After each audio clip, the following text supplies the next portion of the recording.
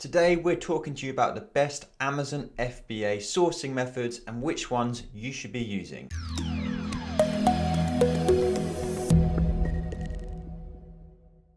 So welcome back to the Profitl channel. We are Profitl. We are an Amazon FBA software. We have a deal analyzer, we have a deal finder, a wholesale scanner, a Discord. There's so much to what we do. You can find more about us in the description, but we are all about helping you on your Amazon FBA journey. So make sure to hit that subscribe button for Amazon FBA videos every single Thursday. So for those new here, what is Amazon FBA? So it stands for Fulfillment by Amazon. And what it means is you buy product, you send them into Amazon's warehouse, and Amazon will take care of them for you. So they will store them, they will sell them, they will dispatch them to your customer when you do sell them. They'll deal with all the customer service, the returns, and basically take control of all the back-end logistics of your business. So it's a really cost-effective way. If you are a smaller seller or you don't want to get a warehouse, you don't want to get staff, it means you can run a business without having to worry about any of that. Your main worry is just finding your products. So now we've spoken about the basics of Amazon FBA. Let's talk about sourcing methods, which this video is all about. So we'd say there are three main types of sourcing your Amazon FBA deals. Now we're going to be talking to you about each of these, explaining what they are, how they work, and we have saved what we believe to be the best one until last. So make sure to hang around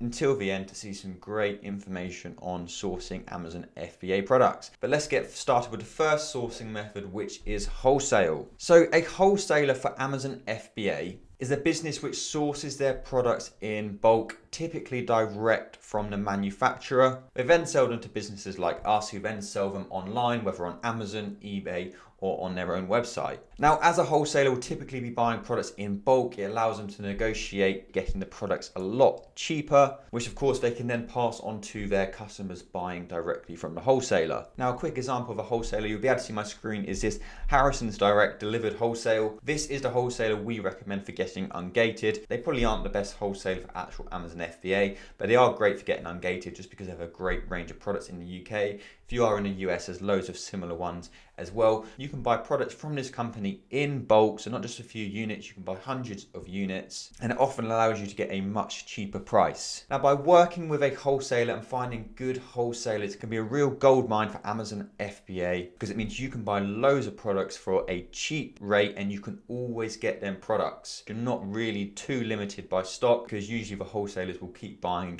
from wherever they're sourcing from. Now, it is important to note that not all wholesalers are going to sell to you. As Amazon FBA sellers, some wholesalers are a bit funny about selling to people who do sell on Amazon. For whatever reason that may be, they don't always like it. So that is something to bear in mind. If you are looking to wholesale, you may need your own website in order to convince them to sell to you. Now, before we get into the next one, we did just want to let you know about an exclusive YouTube discount code, which is going to save you some money on your Profitl subscription. We'll make it pop up just here. It's going to save you either 20% on monthly plans or 5% on yearly plans, and yearly plans already have over 50% off. So there's a 55% savings. So make sure to take them down if you are looking to start your Amazon FBA journey. Now on to the next sourcing method, and it is private label. So you may or may not heard of this one. It means you create your own brand and you sell it on Amazon. Now in this method, you'll source it from typically a manufacturer in China or wherever it may be, and you'll add your own brand to an item. Now most people don't create their own items from scratch because that is hugely expensive. Private label is really where you will take a product which already exists, you'll put your own brand on it, and you will be in charge of generating all your own sales because the product doesn't exist. It's a brand new product. Now, the great thing about private label is that you are, in some aspects, your only competition,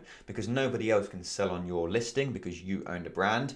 Of course, there's going to be other people selling the same product under their own brand, but it means if you can get a good product selling well, you're going to get all of the sales on your own listing. Now, the main downside is just how expensive it is, and you do have to take quite a lot of risk when doing private label. Of course, you don't know the product's going to sell. You've got to get it imported from overseas, and it costs a lot of money to do it, to invest in it, to get your brand created before you get any level of return. Now, most people use the Alibaba platform in order to find their products, which you'll just see on my screen just now. So there are a huge number of manufacturers on here, and it's not too difficult to use. You can speak to them, tell them what you want. You'll typically get samples sent first and you can go through the motions. It is a really great thing to do and a great process. It is fairly risky. If you can pull it off, it can be very lucrative. And on to the third and final sourcing method, which we deem to be the best one, or at least for new sellers, and it is arbitrage. Now, there are two types of arbitrage. You have online arbitrage and you have retail arbitrage. So online arbitrage is like this. If you look at my screen, this product is on Smith's for £9.99. So this is a retailer.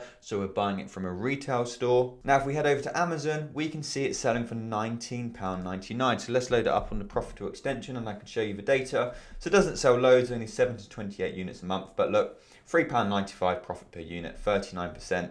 For other FBA sellers, and that is the concept. You're buying products from retail stores which are selling for less than they are from Amazon. Now, retail arbitrage is the same thing other than you're going into shops. You're not doing it online, you're going into high street shops and you'd be using something like the Profitl app in order to scan products, buy them in store, and then send them into Amazon's warehouse. Now, why do we think this is the best method? And the reason is just how accessible it is. You don't have to spend huge amounts of money in stock. It isn't too complex to get set up. And overall, it's just very cost effective and an easy way to learn the ropes of Amazon FBA. So most people will start with arbitrage, and then as they get more experience, they'll start to add in wholesale and then look to do private label as well. But overall, all three of these are great methods of getting started with Amazon FBA. They are really the main sourcing method you're going to come across if you are looking to start your FBA journey. Now, which one should you pick? That's all down to you, of course, your personal preference and your risk factor as well. But we hope that video has helped give you some information on what each of these are, give you a greater chance of success if you are looking to start selling on Amazon. But that's all for now. Remember, with any product, to always analyze it before buying anything. But we hope you found that helpful, and we will see you in the next one.